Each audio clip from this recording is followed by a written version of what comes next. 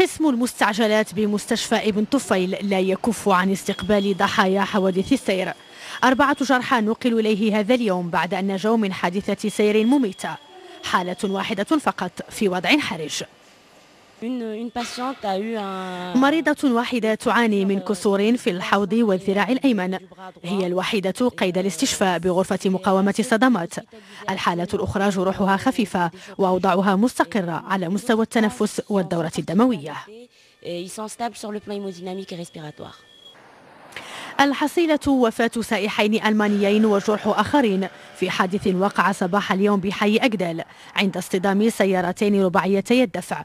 واحدة منهما كانت تقل سائحين ألمان في رحلة سياحية باتجاه المحطة الثلجية أوكيمدن.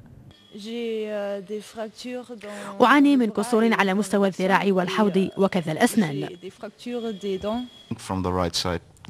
سيارة جاءت بسرعة من الجانب الأيمن وصدمتنا من الجهة التي كنت أجلس فيها على ما أعتقد.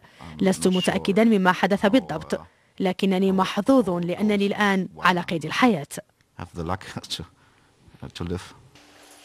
دماء تسيل يوميا وإعاقات وجروح بليغة وأخرى خفيفة، نتائج وخيمة لحوادث السير.